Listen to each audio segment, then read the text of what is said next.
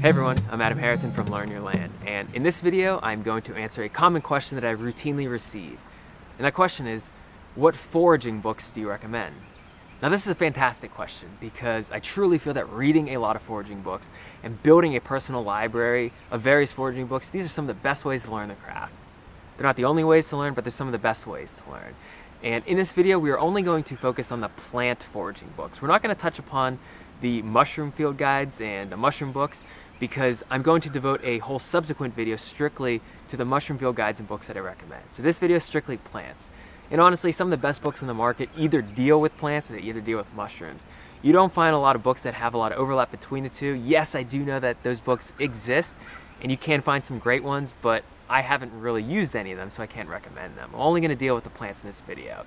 And that brings up another point. I'm only going to recommend books that I frequently use, the ones that I really like, the ones that make their way into my backpack, the ones that I'm constantly pulling out in the field and using very frequently.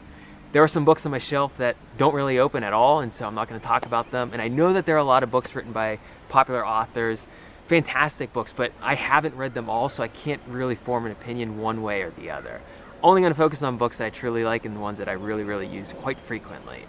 And I do live in Western Pennsylvania, but most of these books apply to the temperate regions of the world. So just because you don't live in this area doesn't mean you won't find value in the books that I recommend. So stay tuned.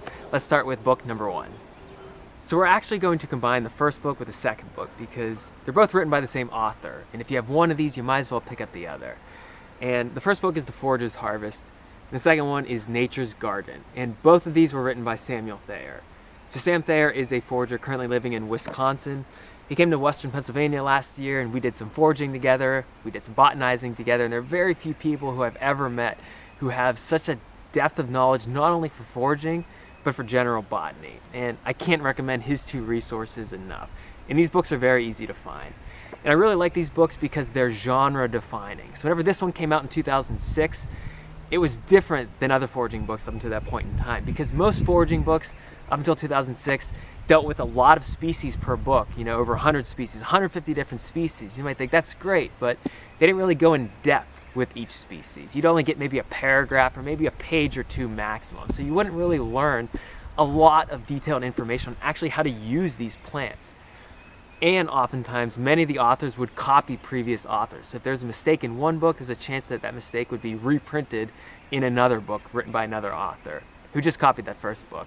But not so with Sam's books. What he did was basically turn that whole concept on its head, turned it upside down by only including 32 species in this book. And you're probably thinking, well, 32 species, how can you really learn foraging? But Sam's going to be the first person to tell you, learn each plant at a time. That's how you learn foraging. You don't learn foraging, learn each plant one at a time. So he goes in depth. Doesn't go too wide, only covers 32 species in this book, but goes in depth. So each plant is its own chapter, and it kind of reads like a book. This book, Nature's Garden, has 42 plants, so some more plants in here, and various plant parts. So you're looking at nuts and seeds and fruits and roots and tubers and shoots and greens. And he goes in depth, meaning when you're looking at acorns in this book right here, there's 50 pages dedicated to how to properly identify oak trees and how to process acorns. You look at other field guides written in the 70s and the 80s and the 90s, and you might get information saying, oh, you can boil or you can leach acorns. And that's pretty much it. It doesn't really go too much in depth. But not so with Sam's books. It really goes in depth. I also like Sam's books because he talks about plants that are strictly food worthy. The ones that are worth it. The ones that provide the most value, the most bang for their buck. For example, he talks about wild rice, how to harvest wild rice, how to find wild rice, how to properly process wild rice. I already mentioned acorns, but I mean, there's so many calories in acorns. That's definitely a food-worthy plant. He only talks about the ones that he has personally used, the ones that he really enjoys. I also like his books because they provide a broad distribution of plants around the world. Yes, he lives in the Midwestern United States, and yes, most of the plants apply to the Midwestern or the Northeastern United States, but most of these plants can be cosmopolitan, meaning they can be found in the temperate regions of the world. And he talks about plants that grow in the desert, he talks about plants that grow in the mountains, plants that grow in the plains, plants that grow in urban settings. So there's a wide variety of plants, even though he does write from the Midwestern United States, and maybe it's a bit biased towards that area. If you live anywhere in the temperate regions of the world, you will find value in these books. So I can't recommend these two books enough. We've got Forager's Harvest and Nature's Garden, written by Samuel Thayer. So just like we combined books 1 and 2, we are going to combine books 3 and 4 for the same exact reason. They were written by the same author, and if you have access to one, you should probably pick up the other. So book number 3 is Ancestral Plants Volume 1. Book number 4 is Ancestral Plants Volume 2, and both of these were written by Arthur Haynes. If you're unfamiliar with Arthur Haynes, he is a taxonomist and a botanist currently living in the state of Maine. And what I really like about his books is that he provides a primitive skills approach to foraging for plants.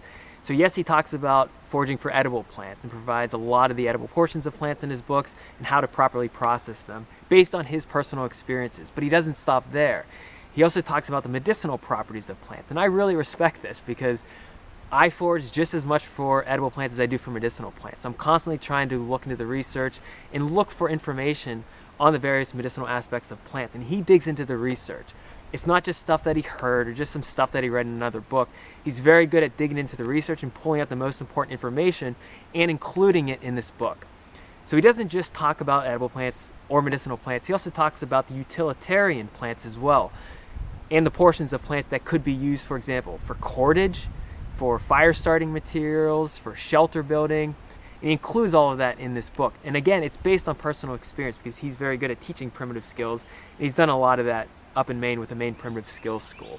Now, Arthur's books pretty much deal with plants that grow in northeastern United States. And so if you don't live in the northeastern United States, you might not find as much value in these books as someone who lives, for example, in Pennsylvania where I live, or in New England. However, even if there are species described in this book that don't grow where you live, you might find out that that genus is represented in your area. You could apply a lot of this information to other species within that genus. Also, I have to tell you that I don't think these books are in print anymore. I think they are out of print. I think he only printed a limited amount when they first came out a couple years ago, and I was lucky enough to acquire both of them when they first came out. Still, you might be able to find them online, or you might have a friend who might have it, and I do think that Arthur is working to get another edition going to print more of these in the future. So definitely stay tuned for that and check out Arthur's work regardless. He has a lot of videos out and he's very active on social media. So Ancestral Plants Volume 1, Ancestral Plants Volume 2, if you can acquire these books, I highly, highly recommend them. The 5th book I recommend for reasons that are different than the reasons that I recommended for the first 4 books. But I still like this one regardless. And this one's The Joy of Foraging by Gary Linkoff. Maybe you're familiar with Gary. He's a popular mushroom guy out there. He's actually from Pittsburgh, from Western Pennsylvania, lives in New York City, but he wrote a few books on the topic of mushrooms, including The Complete Mushroom Hunter and the Audubon Field Guide to North American Mushrooms. And he comes here to Pittsburgh every year for the Western Pennsylvania Mushroom Club's Gary Linkoff Foray in September. So I definitely recommend checking that event out as well. I really like The Joy of Foraging because it's beautiful. It's a beautiful book. It's aesthetically pleasing, a lot of great photographs, a lot of colorful images that aren't really represented in a lot of foraging books these days, but this one definitely has it. It just pops whenever you look at it. Now, it doesn't go too far in depth with any plant, so it covers about 75 species, but you're only looking at a page or 2 per plant. So I would consider this a great book for the beginning forager, and I do recommend this as a gift as well. If you know someone who's just expressing a budding interest in foraging, I would recommend getting them this book. And even if you are an experienced forager, this is definitely a good one to have on hand as well because it includes plants that not a lot of people are familiar with, like skunk cabbage. I didn't really know skunk cabbage was edible until I picked up this book and I started processing it in the way that he recommends in this book. And so I can properly process skunk cabbage right now. He also includes some cool, rarer plants in Pennsylvania, like American sea rocket. These are coastal plants, and glasswort as well. So it covers a wide variety of plants. It doesn't go too far in depth, but it's a great book to have on hand in conjunction with other foraging books and those first 4 books that I talked about. So The Joy of Foraging by Gary Linkoff. This is an easy to find book and it's definitely one that I recommend. The last foraging book that I'll recommend, book number 6, is a newer book and it's called Northeast Foraging by Lita Meredith. I like this one because this is kind of like a good mix of all of those books that I previously described. So if you take all 5 of those books that I just mentioned and put them all together, you'd probably come out with Northeast Foraging. This one includes 120 different plants. Lita Meredith goes somewhat in depth with each plant. What I like, it's very simple and it just includes the most important information. And there's an important part with each plant that she talks about, which is future harvest. How to harvest sustainably. If you're interested in keeping this plant around season after season, generation after generation, how do we ensure that that plant will be there season after season? She talks about that with each plant. I guess the only downside is that it kind of pertains to plants in the northeastern United States, but that's not entirely true because she talks about cosmopolitan species like chickweed, like nettle, mugwort, dandelion, and other pretty ubiquitous species that could apply to a wide variety of habitats. But if you're looking for a book that encompasses all those things that I talked about before, one that's very easily accessible and easy to find, I'd recommend checking out Northeast Foraging by Lita Meredith. Okay, so before we wrap up, I actually want to mention an additional 4 books that I do recommend. And these ones don't necessarily deal with foraging per se, but they deal more with plant identification, so we can consider these books honorable mentions.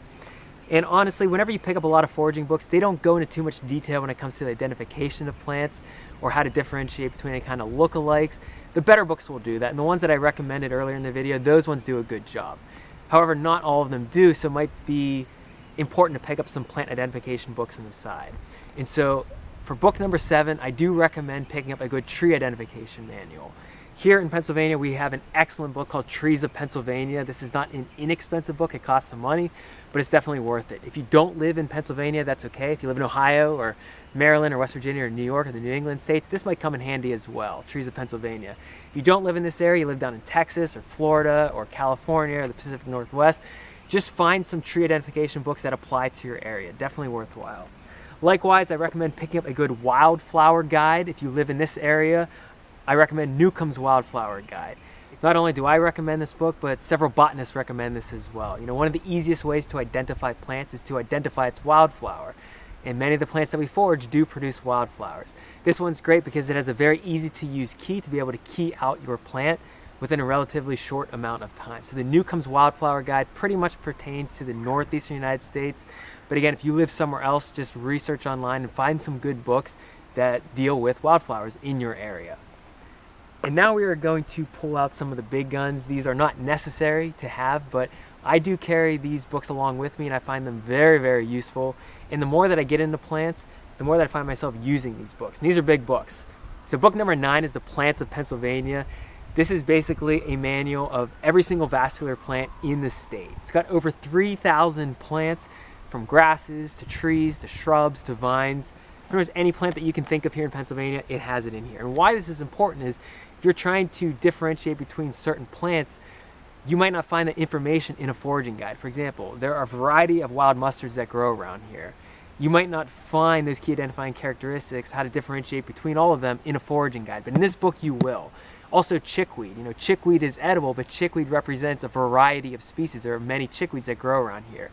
Using this book, you'll be able to key out some of those differences. And it's not too technical. It is also meant for the layperson as well, so if you don't have any botanical knowledge or background, you will get the hang of this book. But it's not necessary, it's just a nice to have book. But I find myself using this book as the years go on. Again, this is just in Pennsylvania. If you live in a different state, just do some searching online and see if you have a comprehensive key to the plants in your state as well. If you don't live in a state, but you live in the northeastern United States, then you're going to have to pick up the Manual of Vascular Plants of Northeastern United States and Adjacent Canada by Gleason and Cronquist.